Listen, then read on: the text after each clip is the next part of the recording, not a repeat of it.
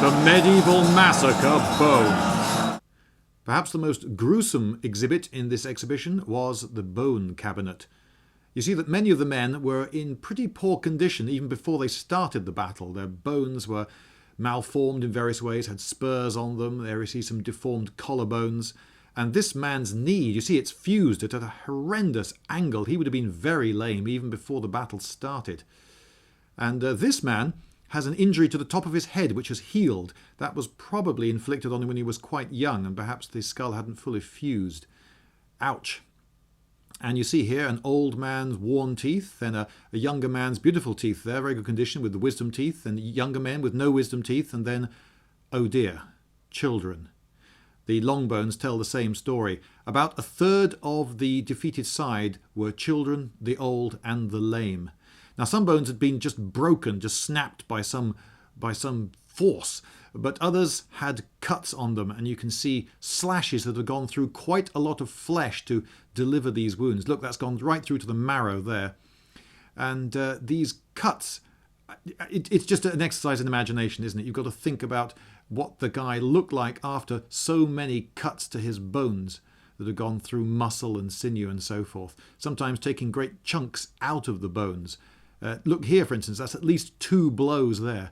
The skulls, there are many fatal-looking injuries to skulls. I think I know what did him in.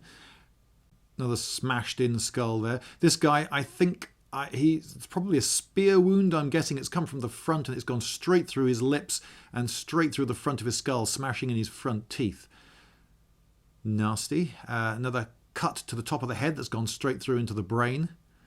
And a lot of them have got square holes in the backs of them, as though someone with a bec de corbin, a crow's foot, a warhammer or something has finished them off.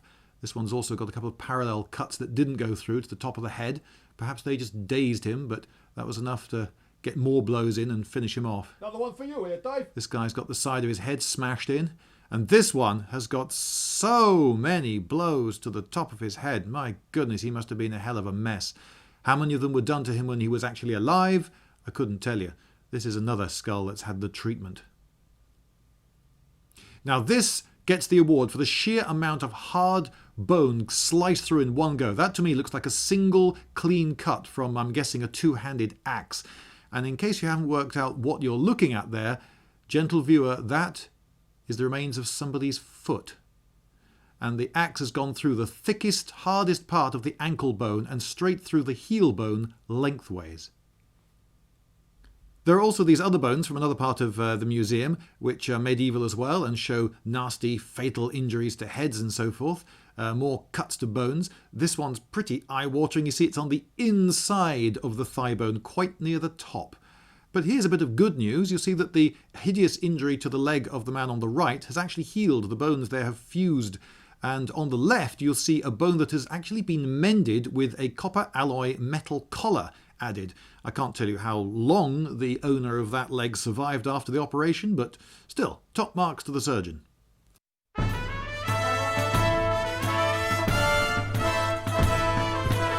Lindybeige!